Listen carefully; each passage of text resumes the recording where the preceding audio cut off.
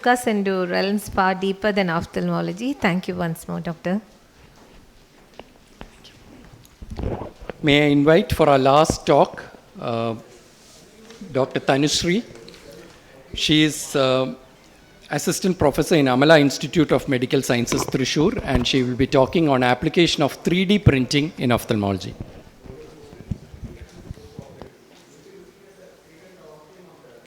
Thank you, KSOS and Scientific Committee, for giving me this opportunity.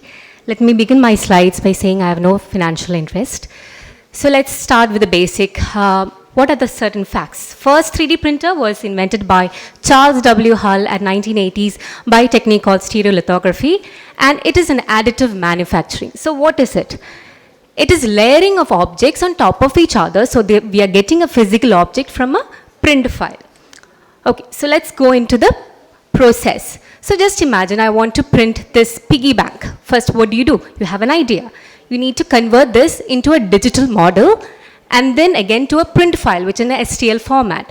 And then after that, the second step is a slicing process where this print file is being converted into different layers.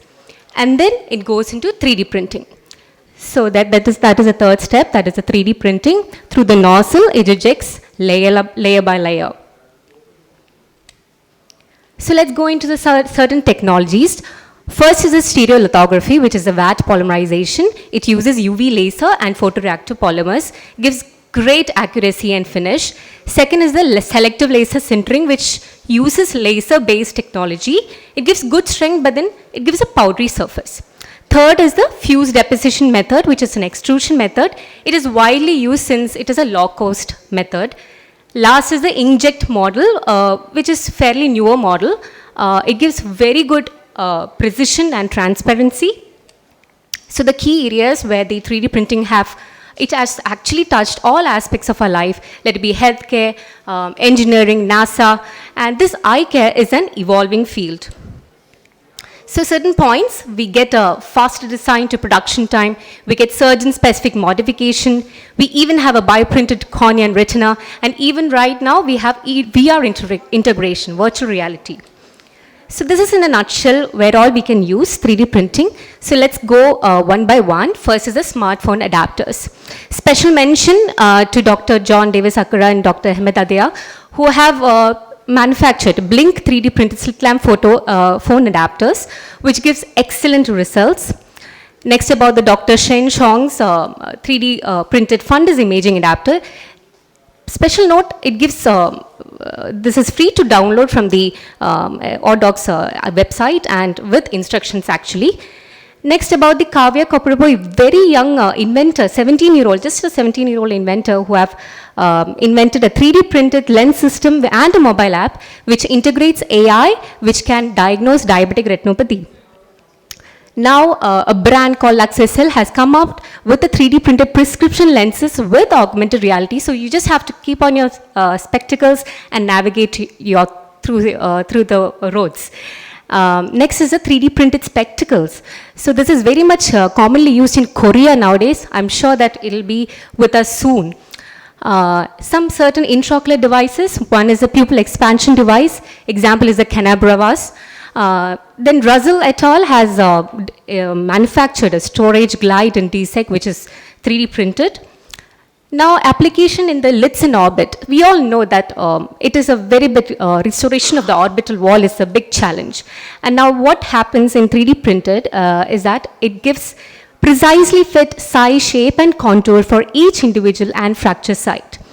So on the left-hand side, you have that image of a 3D printed left orbital floor, which has been correctly shaped. The titanium mesh have been correctly shaped before the surgery.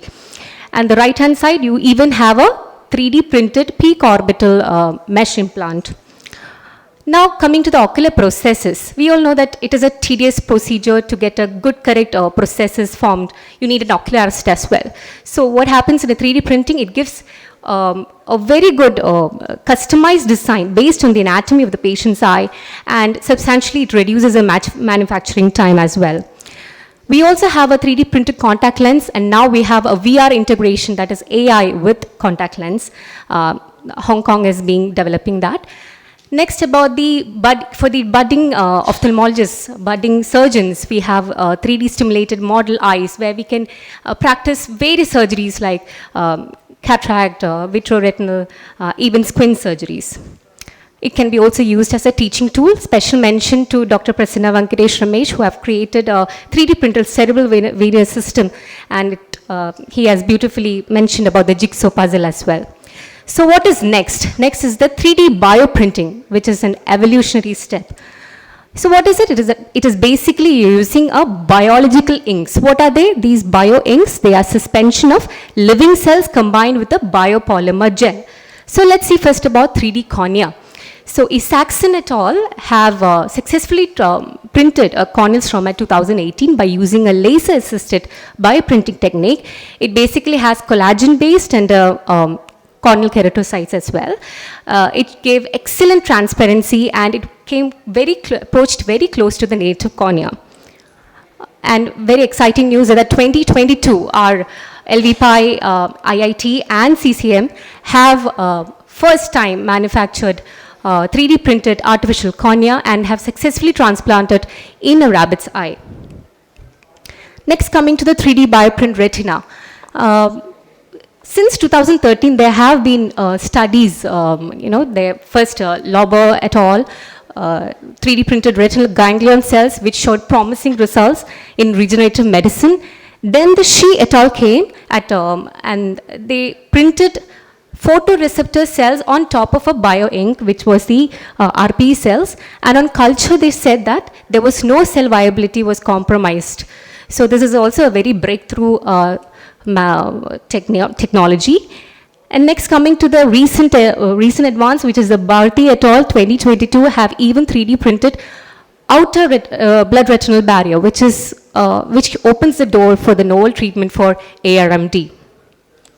So on the horizon, what's up? What can we expect in the future? We can expect functional processes, that is 3D printed bionic eye. We can even expect a 3D printed intraocular lens and 4D printing. So what is 4D printing? It means it changes with time and temperature even. So the future is very exciting, and I'm sure the 3D printing technology will be on our hands very soon.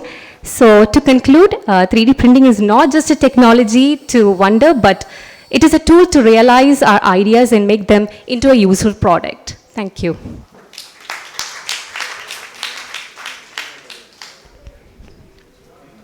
So thank you for that excellent talk, and